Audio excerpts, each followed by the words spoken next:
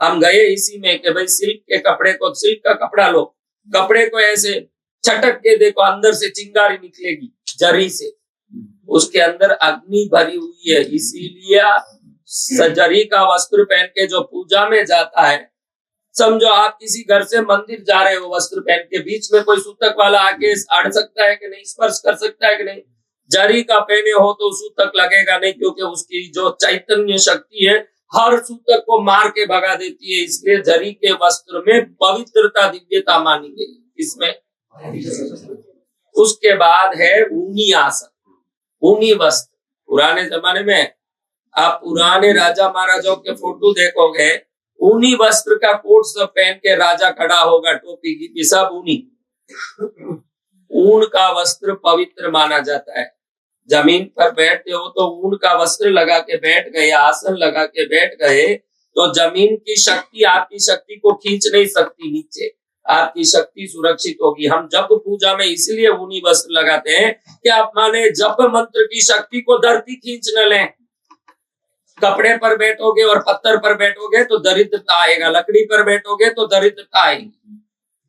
कभी भी बैठो तो आसन पर बैठना चाहिए जब जाप करो। और आधे दिन में भी बनती कोशिश आसन बगैर खाली जमीन पर बैठना नहीं चाहिए, कुछ न कुछ लगा करके। उस जमाने में कोई आते तो तुरंत बोलते, भाई आतिथ्य आए, चटाई बिछाओ। कई लिए चटाई बिछाना, चटाई द्रोब का कुश का बनता है। कुश और द्रोब में भू आकर्षण शक्ति के विरुद्ध रहने की ताकत है, तो जमीन आपके शरीर की शक्ति को खींचेगी नहीं। आप जितना भी करो मेहनत आपके शरीर में शक्ति बनाने की, वो शक्ति निरंतर धरती में जाती है। अगर कोई लकड़ी का पाटा नहीं लगाओ, कोई वस्तु का आड़ नहीं हो और करंट में हाथ डालो तो क्या होगा? और पाटा हो लकड़ी का और कोई हाथ भूल चूक से लग गया तो क्या होगा? कुछ नहीं होगा। यानी कुछ चीजें इस धरती में काम करती है और कुछ चीजें उस धरती में आने वाली शक्तियों से हमारी रक्षा करती है। उसमें वस्त्र भी एक है। मनुष्य नंगा रहता तो चलता नहीं। आपको कई मंदिर दिखाऊंगा, आज भी जहां आप जाओगे तो देवियों की कंचुकी नहीं होगी, क्योंकि देवता वो सब पहनते ही नहीं है। और आप सोचोगे आपकी विकार वाली दृष्टि है तो दुनिया कपड़ा पहनने के बाद ही आपको शांति मिलती है, चलो ढकी हुई है। कोई नंगे आवे तो आपके मन में विकार आ जाता है। लेकिन हम वस्त्र शरीर ढकने के लिए नहीं पहनते। ये जो आपके दिमाग में है कि हम शरीर ढकने पहन रहे हैं, हम अब संस्कारी हो गए, सिविलाइज्ड हो गए हैं। हम सिविलाइज्ड होने के कारण कपड़ा पहनते हैं, आपको यही तो लगता है। आपको क्या लगता है? ये शरीर में ऊर्जा देने के लिए हम कपड़ा पहनते हैं। कपड़े में रुई को आग में डालो, क्या होता है? तो ज्वलनशील रुई में चैतन्यमयी शक्ति है। पत्थर को डालो पिघलेगा, आग में डालो पत्थर। तो ये वस्त्रों में रंग जब मिलाते हो तो वो रंग भी विभिन्न काम करते हैं। ये भाई देखो अभी लाल कपड़ा पहन के बैठा,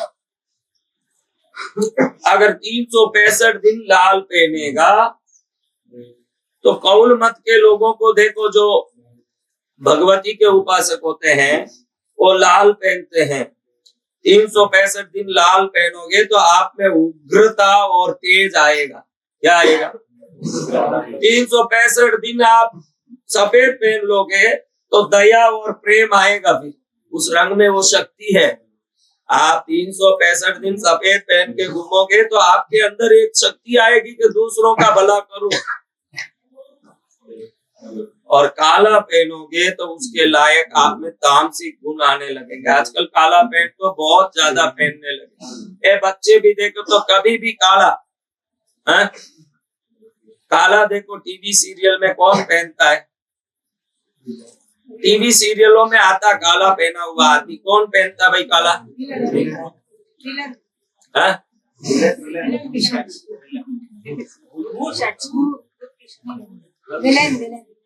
कोई बोल रहा विलेन, कोई बोल रहा भूत। तो आप समझ लो कोई अच्छा व्यक्ति पहनने वाला रंग नहीं है इसका। कोई अच्छा आदमी तो वो पहन नहीं सकता। फिर आप क्यों पहन रहे हो? देखो छतरी का रंग काला क्यों रखा? छतरी का काला क्यों रखा? आपको पता नहीं कि छतरी का काला क्यों रंग रखा? जब आप धूप में जाओ तो आपकी धूप से रक्षा हो, इसीलिए तो छतरी है।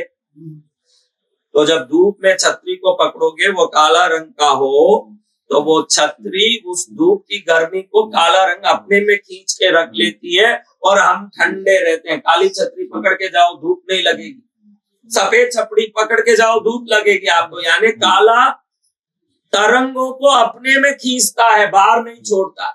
तो काला वस्त्र पहन के जाओगे तो जो दुष्ट लोग नजर डालें, जलन वाले, ईर्ष्या वाले, दुनिया के कोई भी आदमी आपको देखे हैं, उनके नजर में रही हुई सब दुर्गुण आपके अंदर, वो काले के कारण आपके अंदर घुसेगी। ये काला आपको परेशान करके ही रखेगी, कभी सुख नहीं देगी, क्योंकि वो रंग खींचता है। अभी सफेद पहन के धूप में जाओ, रिफ्लेक्शन होता है कि नहीं?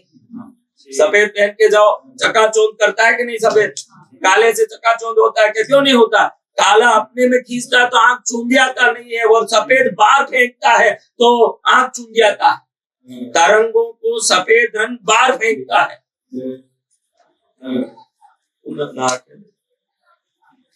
तो सफेद रंग जब बाहर फेंकता है चीजों को तो हमारा आंख चुन जाता है। यानी हमको सफेद ज्यादा पहनना चाहिए। अगर आपको लगे कह रहे हमारा आप तो हो गए संत, तो सफेद पहन लिया, हमको ये कैसे संभव है, हम तो नौजवान हैं, तो लाइट कलर पहनना चाहिए। क्या करना चाहिए?